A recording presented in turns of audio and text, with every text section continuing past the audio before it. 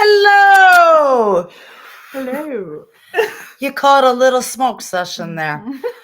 Welcome to Misbehavin's Redrum.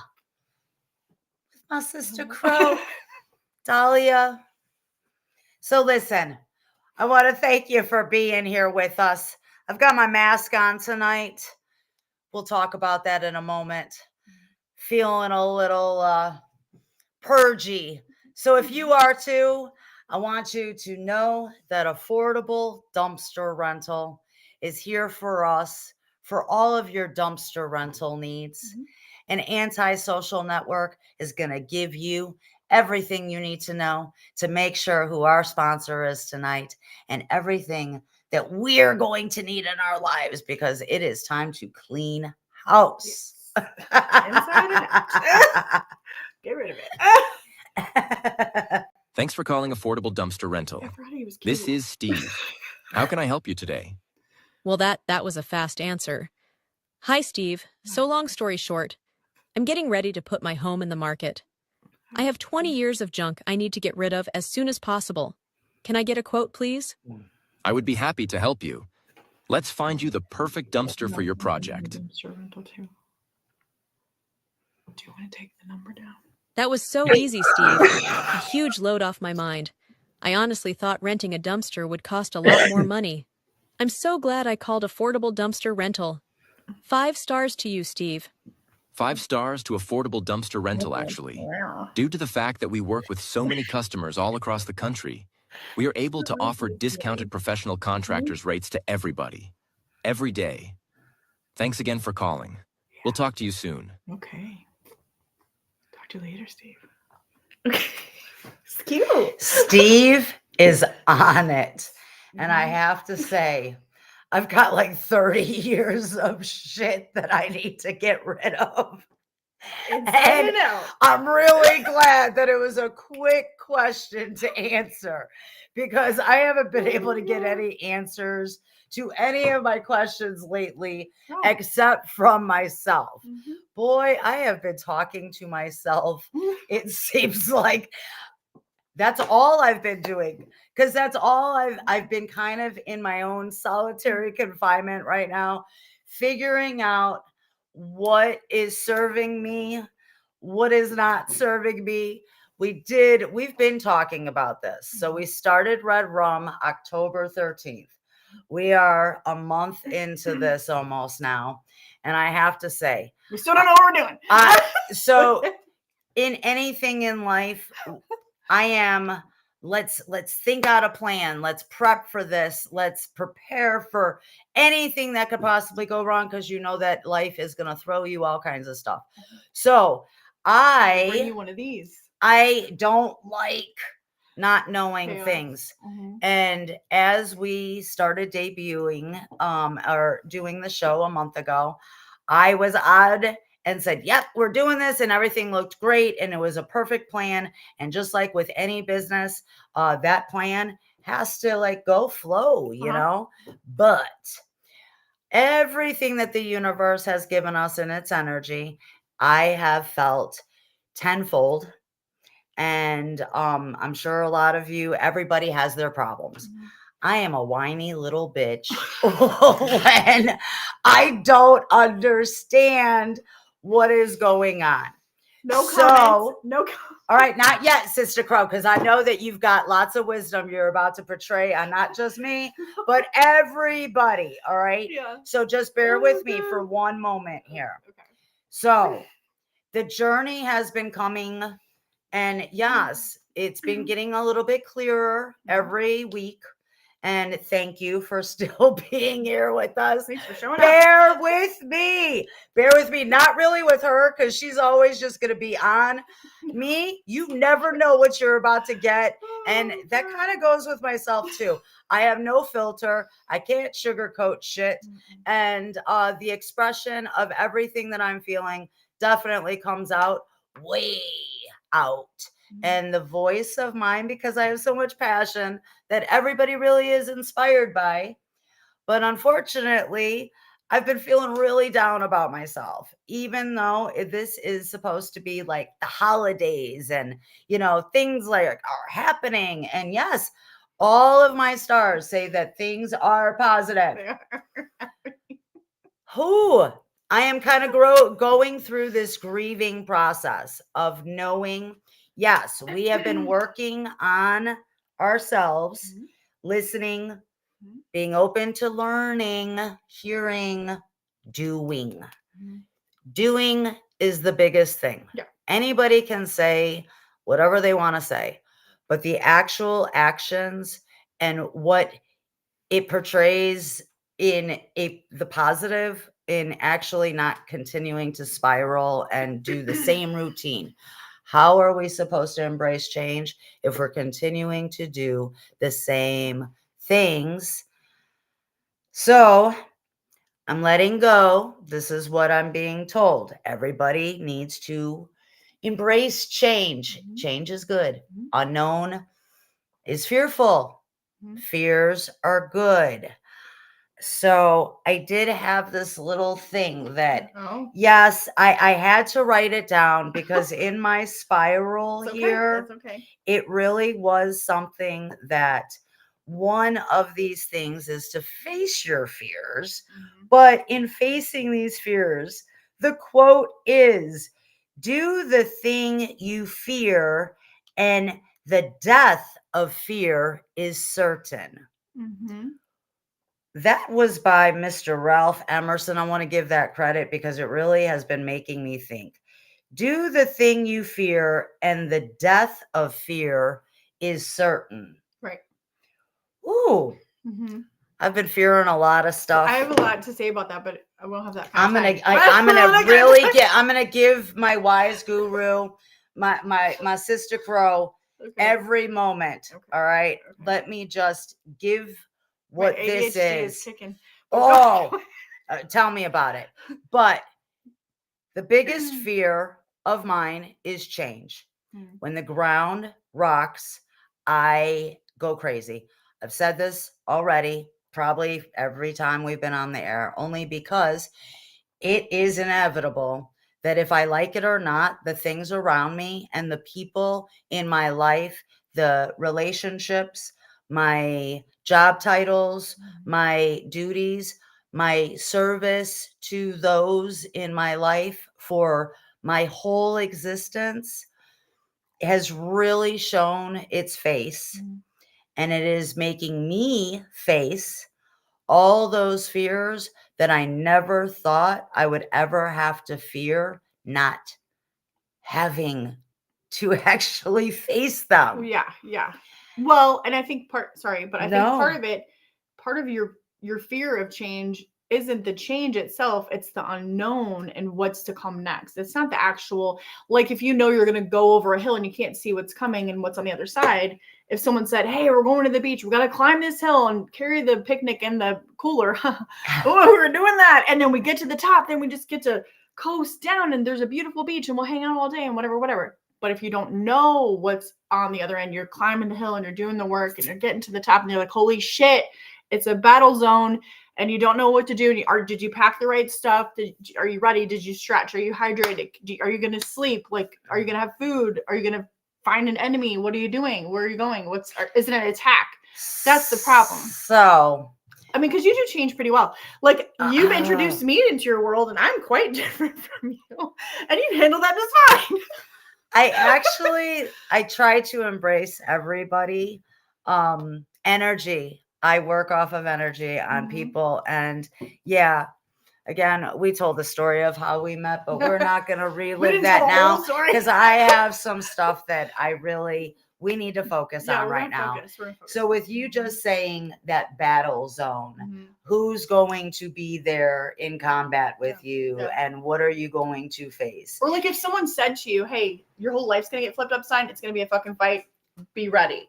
That's different. Yeah. But if you think you have to be kind and nurturing and still follow suit and follow the rules and like do what you've done and toe the line, you're going in with a different mindset. And that's the problem with change is if you knew you were going to fight a fight, you would go in and just fight the fucking fight. You know what I mean? It's different. So Not knowing is different. Today, I really said, bitch, you're gonna get up. Put your pants on. I actually, yes, I was going to put my very awesome big girl pants on and say, get yourself out of this funk and go do something out of your comfort zone, because the solitary confinement I have put myself in has really made me wear this mask. But actually, I think I took the mask off, and that's maybe the reason why I ended up. I became vulnerable to all those things that I never really wanted to face, because I was so focused on serving everybody and everything in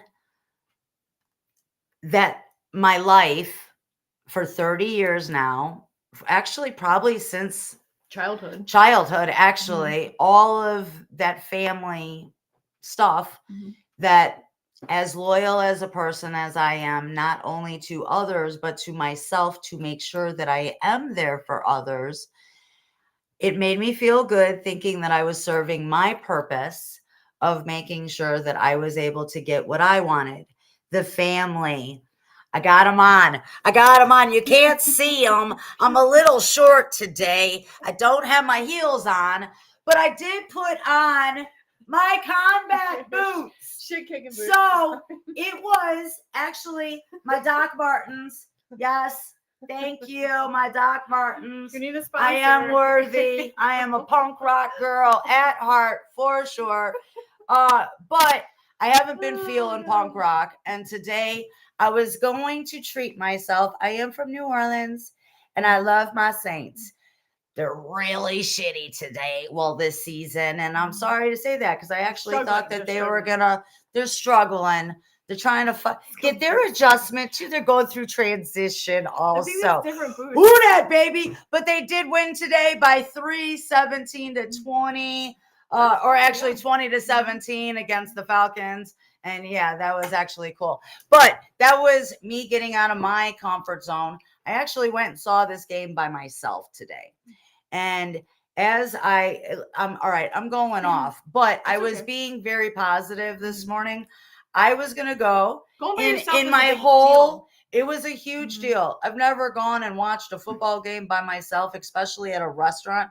I don't think I have even went to a restaurant and eaten by myself, because I've always had somebody, my people, somebody there. Because if somebody wasn't with me, what's the point of going to do that? I don't want to be alone. And that's my struggle right now, that I have spent so much time alone that I never realized that I've been alone for a really long time, regardless of how many people have been around me.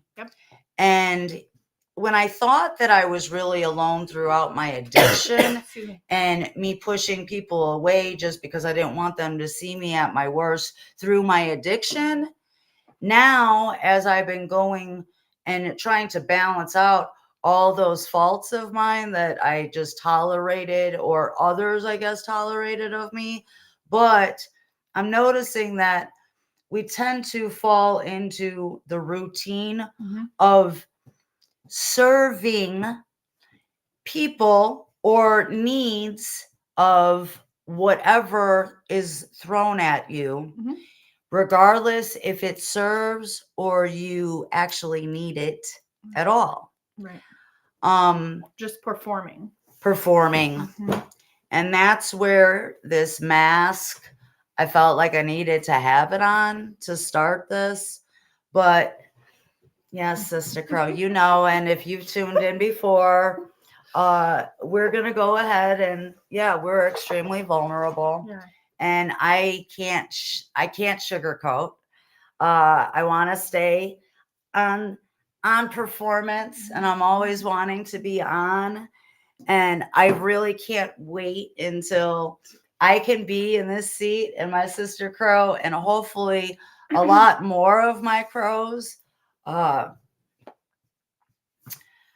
I hope we end up getting a lot more that end up feeling that they can be comfortable too in talking about all these things, because well, crows fly alone too. I mean, it's okay. It's not, you don't need other crows. I think that's something that you're on the path right now to realize. You don't need anything.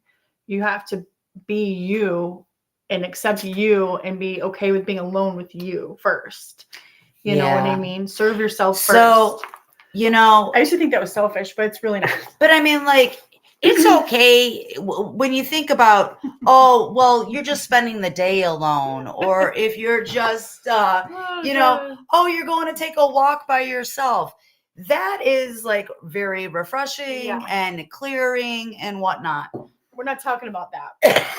That is not what we are talking about here.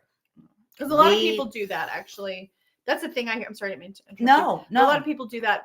I hear it all the time. Oh, I had to do this by myself. Oh, I'm like, what? But you don't do anything else by yourself. Like the restaurant thing. Most people wouldn't go to the restaurant and eat by themselves unless you've lost your partner. Like, you see the older people alone, or you're a truck driver, long haul across the country, or your job takes you somewhere else. You're eating alone all the time, but you have an excuse. You're serving your needs. You're not intentionally going alone, and so that's a huge difference. So that's where I'm really. So I am at my mature and new blossoming stages. Mm-hmm. I have never had to experience actually being solely on my own, and that sounds very like, wait a minute, no, how you've never been alone, I've always grasped to people, regardless if they were good, that I wasn't alone. Mm-hmm. In my personality mold of whatever this is, when things are going on around me, and even when it's like just at night, I can't turn myself off to like go to sleep or to walk out of the room if other people are in watching a movie or something. I always feel like I'm going to miss out on something, knowing damn well ain't nothing gonna go on in anything. Mm-hmm. It's not like the dog is gonna like do like puppy tricks all of a sudden, at 15 years old. Jokes you weren't there for. It's always been the sense of, oh my God, I'm not going to be there for those funny moments, or just anything, and that uncertainty, that unknown of, oh well, nobody's gonna fill me in because I'm not around, so why would it be important? Why am I not important enough for myself to say that should not be of importance to you because it doesn't serve you? So where I'm at right now is trying to figure out what are the things that aren't really serving me. And when I started realizing what those things are, I really got sad. Mm-hmm. Because in the long run, it's like a major smack to the face, but a little bit. Shit, I should have had a V8 type of I know that I know these things. I am the aging yourself thing we always talk about. God, we are aged. God damn it. I should have had a fucking V8. All right. That's what I'm saying right now. Sorry about the F-bombs, folks. I told you. Rob said we're not supposed to say sorry about it. All right. Well, I've been saying sorry a lot. And I really think that is the one thing that I really need to focus on. Maybe if I could I always had that vision of either cutting my tongue out, but I found out recently, if you cut your tongue out, you could still talk. You actually have to cut your vocal cord. And I don't want to not talk anymore. I just want to find a new way of being able to say or express out of my mouth the things that are true and important to me, instead of always trying to just accommodate and serve others that I want to be in my life. And I have a lot of people in my life, but they, throughout their purging, also, and I understand, it was a hard pill to swallow, and it still is. And I'm hoping for some of those relationships to find their way back to each other. Change and grow together. And apparently boundaries are a thing. Boundaries are a thing. I was the biggest one to actually say, hey, I kind of know those lifestyle alternative things. It is a thing. And for somebody that practices and really preaches a lot about self-care and self-awareness and self-reliance and just self-love, in order for you to express love of anything, you really got to find it in yourself. And if you don't, it's almost like you're just performing, right? Because if you don't love yourself first and you can't show yourself love, and then you're lashing out when you're not getting it back from somebody else, it's almost as if you already knew that there wasn't love there. You were just playing the part to get the applause and the reception back, which to you is love. It's a thing. I know, it's real. We say fuck around here. So it is a thing. It's real. It's real. Well, so back to what you were talking about. So it's a real thing to make boundaries for yourself with other people, but then also to keep you protected from the bullshit, no matter what it is. And I never believed that was a real thing, because you always say I'm so good at boundaries. Well, it's taken me 2+ years to really put up the walls and put up the boundaries. I'm a Cancer, and I'm a nurturer and a lover and a caregiver for real, for everyone all the time. It doesn't matter who it is, And now I have to be like, no, sorry, you're on your own. This is what you can do. So with me being a Taurus, I'm extremely loyal and a people pleaser. And because I also want to just show love, and the only way I know how to show love is to make sure that I'm there for those that I have taken the time out to actually bond with. I don't just jump into relationships. That's not just with people. That's with my lovers. That's with anybody. Projects, anything. If I don't feel passionate about it, I won't do it. You can be the most attractive person and I could be horny as hell. I promise you, if there is not some type of passionate chemistry or a bond there, I am not a one-night stand. I'm sorry. If you're looking for a one-night stand, I really am not. I will go out and party all night with you. Stage 5 clinger right here. No, stage, baby. Tauruses might be clingy, but they are the biggest fucking fan that you could ever fucking have, because I will always be in your corner rooting you on. I ain't no fucking Mark. I am straight out a manager. I am a manager. I manage everybody that has come to me that needed. But I have realized that now when nobody is in need of me, it's a one-sided relationship. It has, my kids are grown.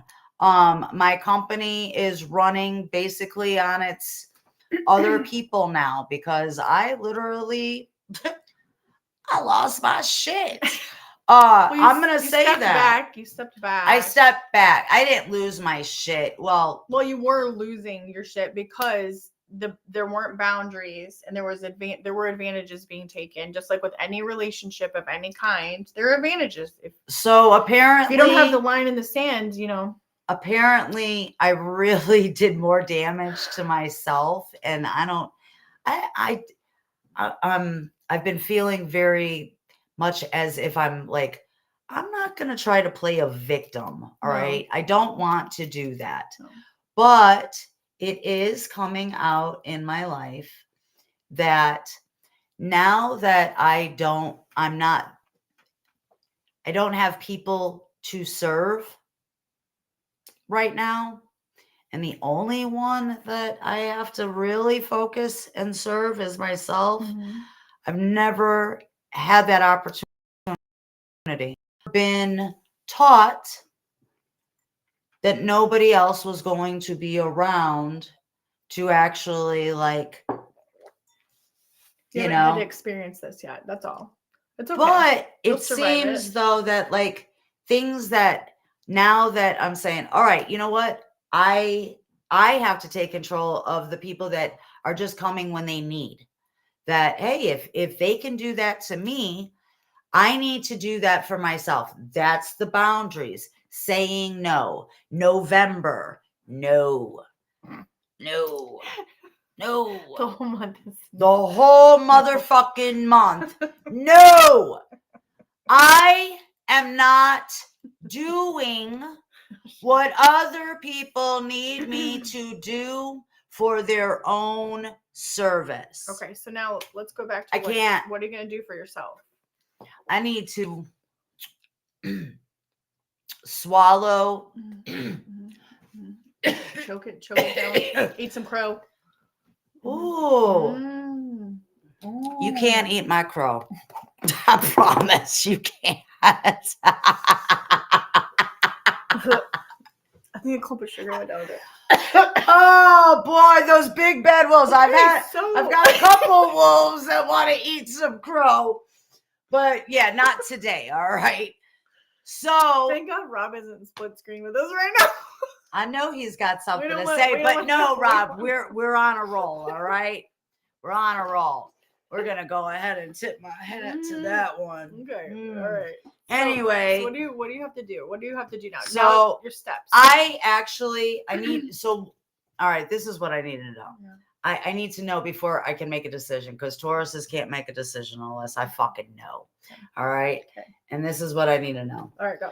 How does anybody make boundaries? Not just for me, but anyone. Mm-hmm. Hypothetically, how do you make boundaries with people or situations that you would be faced in if it is not being respected,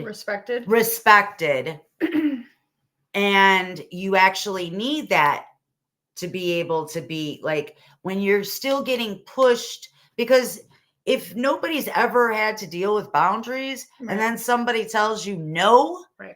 How do you? All right, so I'll give you a couple examples. Okay, if it's perfect strangers, obviously the boundary is you can step back, you can step forward, you can be the aggressor, or you can, be the opponent. And then you can say fuck you and walk away, and you never see them again. And you make space, right? Whether it's someone at work or a stranger at the grocery store or whatever, you just set that boundary. If it's someone you work with and it's not an intimate relationship, like close friends, family, stuff like that, a coworker, a boss, whatever, you set the tone for that space. So, I mean, I do it all the time where I work, because I think people, like, when you do get friendly with people that are in your space all the time, and no matter how that is, if you do get friendly with them, they kind of sense that they can kind of jump over the line a little bit and push a little bit. And then before you know it, you let that go. And now you got to reel them all the way back to here. So just don't let them get that far. You have to be like, hey, don't talk to me that way. Or, hey, would you mind not using that tone? Like, I get what you're saying, but you didn't tell me this. Can you tell it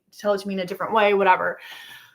That's how you set that boundary. If they don't respect it, there's things in place wherever you are to make that happen. But now we're going to family and friends and people that you've allowed to walk all over you forever, right? Yeah.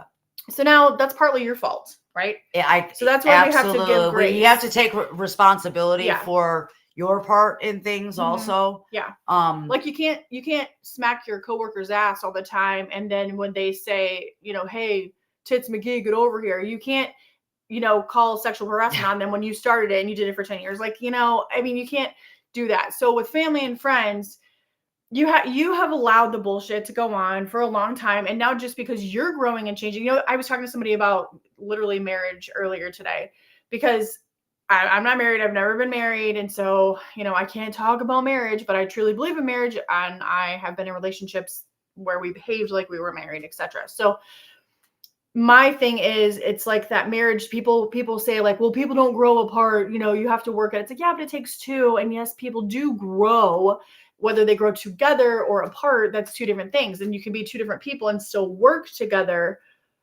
We're getting off topic, but you know what I'm saying? So let's say you're in a situation and let's not use any personal examples. Let's say siblings. I'll use my sister relationships, for example. I had a sister who was horrific to me my whole life. She was just mean, wicked, just always jab verbally. And then, she'd try to be rough with me. And I was like 200 pounds heavier than her. So that's not happening. Like no. But anyway. Dahlia's taking you down. Sit down, little sister, But anyway, so I really have stories about it for real. Like she tried to take me out. I'm like, I'd laugh. All right. But anywho, but so I think with that, when it finally got to the point where I was a big girl, grown up at 35, finally I was like, we're done now. I'm not doing this anymore. I'm sick of coming over and you're like jabbing at me the whole time. Then you get your husband to do it. Then my guy shamefully was doing it too. And it was like, my mom's doing it. And everybody, I'm like, why is this a game? Why are we calling me fat because I helped you cook the ribs you didn't know how to cook? Like, why are we calling me fat because I brought potatoes? What are we doing? I could kill all of you. We need her here for the fucking potato salad, but yeah, the ribs, no. I'm like, I'm the entertainment. I'm taking care of the kids. I'm helping you cook and clean and whatever. It's like, why are you mean to me? And it was just a weird dynamic. And so finally, when I put my foot down, and there was a thing that happened with my children that made me finally say no, because they were kind of abusive to me forever, and I was probably going to take it forever. But once you mess with my kids, I see red, So I set up the boundary. I'm like, hey, no, we're not doing that. We're done. And then they came back to me because I think they were trying to take out like a weakling, And I'm like, no, we're not doing that. Whatever. So they came back to me and I'm like, listen, motherfuckers. It was like, we're not doing this. So I set them straight. My mom was included in that discussion. I went down the line with everyone and just told them how it was going to be, how it's not going to be from now on. I'm done. I'm sick of it. Whatever. All of the kids were there. Everyone's there. And they were all like, holy crap. Like she said something about it, and it was kind of awkwardly quiet for a little while. And then as the drinking ensued, it started again. I was like, I'm fucking out. So I took my kids and I left and I didn't talk to them for like 2 years. They had to like beg me to come back into their world because I had set up a boundary too sternly and I had allowed no time, no grace period. You know what I mean? But again, they picked on the kids. So I would say if I would have done it a little differently, maybe at the last event said, hey, listen, this really hurts my feelings that you're talking to me like this, that, it's the whole family now piling on, whatever. It might have gone different when they said it to me that evening instead of me waiting until another person was being picked on. So don't do that. Don't do it until you're taking out your whole family. But I mean, start saying stuff slowly and like give them an opportunity to change with you before you're like, get the fuck out of here. And honestly, that was like 10 years ago and they still haven't changed and they still act the same way. So now my boundary is, why the fuck are you calling me? Did someone die? That's my attitude. Hey, holidays are coming up. Yeah. So you need to remember we're going to be sitting at these tables with a lot of personalities, or maybe you won't be sitting at the table at all and you'll be sitting and you'll have a nice, by yourself. Happy, maybe. I don't know. Holiday.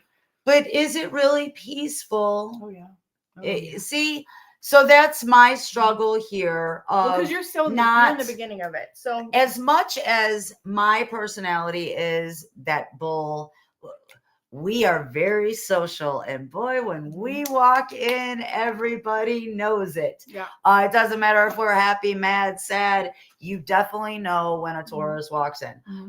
But we also like to pull ourselves back. And we know that we do need time away from just the bustle and the chaos. And I think you hit peaks. You end up the high energy peak, and then you're like, crash. Yeah, it's really fucking bipolar. It's not. It's just maybe with you, but not all bipolar apparently. but I just think like, okay, back to what you're saying, to set up real true boundaries. I mean, you have to give someone grace. Like you can't be like, you can't say to your best friend of 20 years, like, fuck you, how dare you talk to me that way tonight? I don't want to talk to you again. You know what I mean? People do cause that kind of drama, right? We don't want to be doing that. And then that's toxic and weird. You got to have the conversation. You got to say, listen, you know what? This has been bothering me for a while. And what can we do about it? How can we change? I have this talk with my kids all the time because the kids push boundaries with us just like anybody else in our lives would. They're learning how to be adults and human beings and how to treat people. So, you have to be like, hey, listen, I don't really like the way you said that to me. I think that was incredibly rude and disrespectful, and we're just not going to be doing that. And then if it persists with the kids, you have a consequence, right? So I'm taking your phone, or you're grounded, or here's a list of chores you have to do before you leave for the day, or whatever you're going to do. Consequences are the same for adults. You have to be like, hey, listen, if you can't treat me the way I want to be treated, I'm going to pull back here. If you need me, I'm here for you, but let's not, I don't want to text you all day, every day. I don't want to call you all day, every day. I don't need to hear about this with your life. I don't need to hear about that. If you don't care about me as a person, I don't need to care about your problems. Like, do you know what I mean? So like, that's how you set it up. What do you want from that relationship? That's what you need to tell them. What do you want from that relationship? And if they don't want the same thing from that relationship, you probably don't need to have one. I mean, that's just the way that it is, Yeah. Again, with just trying to clean out my space, get nice and cozy, getting ready for winter, that nesting, what is it called? Cuffing season. Is that a thing? That is an absolute thing. If anybody really wants to know, look it up. It actually, it could be with the right person. Definitely be safe. All right. Yeah. But no, a cuffing companion is basically just your winter cuddle person. And it's not even really, if you don't have to cuddle. It's more that emotional, hey, let's Netflix and chill and just talk about the world. I don't know. I didn't see. You made that up. Oh, cuffing. So misbehaving definitely has a couple pairs of cuffs. I actually even have police cuffs I feel like she's from like real cops. All right. I don't know. I've been cuffed by a real cop. Anyway, my daddy was a cop, so boy, I don't have just cop issues. I got daddy issues. I got mommy issues. I got fucking Sister Crow issues. God damn, I got issues Set everywhere. up boundaries. What do you want me to know about our relationship? What would you like our relationship? What do you need from our relationship? I need to be cuffed. All right, how's that? All right. Can I get a contractor in here? I will subcontract that shit out. Subcontract. She's gonna be my pimp. Mama needs the money, We all need money. What the hell? I need to fucking fly this coop, man. What the fuck? I'm joking. Obviously, I need some real good boundaries. Yeah, boundaries. I need to recognize other people's boundaries too. Yes. But ding, ding, ding. Yes. Winner. I need to recognize other people's boundaries and realize that, yes, if I am being hurt by actions, then most likely they're being hurt too. Mm-hmm. And usually when you conflict with people, it's because something hurt each other. And nobody's talking about it. And nobody's talking about it. We're just swallowing it. Mm-hmm. Or choking on it. Probably not swallowing it. What is it saying? Does not support prostitution. I actually am. It actually should be legal. I don't even think that it should be a even question. Nope. Oh, this is illegal or this is legal. Mm-hmm. Fuck you, dude. It is a service and it means nothing. Oh, so if somebody, hold on, a husband gives his wife money to go on a shopping spree, or she chooses to pay a bill, or get some shoes, or get fucking. I mean, like, dude, it is she just cleaned his dirty shorts, or fucking like. Let him fucking whack one out, dude. Get it. It's the same exchange. Okay. Somebody is exchanging, but it doesn't have to be about married. It's two people saying, I need this, you need this. What does it matter Yeah. It is a It's a service. service. So my opinion on it Anyway. is don't cheat on your spouse because no, fuck no. no. If your You better husband have gives you money respect to for have that shoes, conversation. If my husband were to give me money for shoes, I'm not a shoe whore, but I'm a boot whore.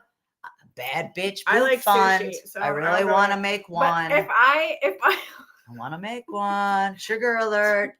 But if I were going to talk about prostitution, I would say, and this actually came up this week, actually at the liquor store. I was over there talking to. I think we're all fucking prostitutes of something. Well, of course, right? And lust is in every aspect of your life, but not sexual. But you know what I mean. But that's everything sexual. Anyway, everything sexual. I think my thing is, if someone has that skill and they enjoy doing that for work, how is that any different than me like being an artist for a living? It doesn't make sense. I'm paying my bills, you're paying your bills. I would rather not pay for every fucking kid that you pop out in your lifestyle. If you can go and make money doing that, I support you 100%. Go and do your duty. I applaud you and good job. Everybody does duties. I duty. We all duty. If you have a healthy gut, that's another show. I don't know. I'm looking forward to some of my duties eventually because, yeah. Anyway, I've got some frustrations that need to come out.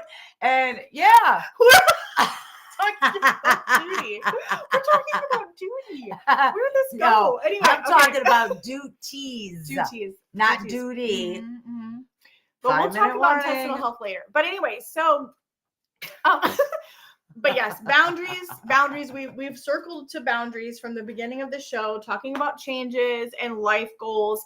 And really, we need to always remember no one else is going to choose your path in life but you. You have to figure out what you want, how to prioritize it, how to get it. And then on that, relationships are a big part of your joy in life, your purpose in life. If you don't have meaningful relationships, including with yourself, which is why I have kind of hermetized myself the last couple of years. I take care of my kids, I work, and that's it. I don't go out and do things with friends and all that stuff. I'm trying to wean back into that, but I really value myself. And I really developed a love of myself because I thought that was selfish for my whole life. I thought when people were like self-care and like, I need me time, and all of these crazy moms are like, oh, it's Mother's Day, I'm going on vacation by myself. I'm like, what the fuck? Yeah, how do you do that? What are you talking about? See, and now when I am like saying, wait a minute, I don't have to be a mom. I don't have to do all these things that my whole life consisted of because that is what I wanted. And you should. And I committed. You had children. But now so you should do that. Yeah. I literally have been left to my own demise. And You're oh my God, it is.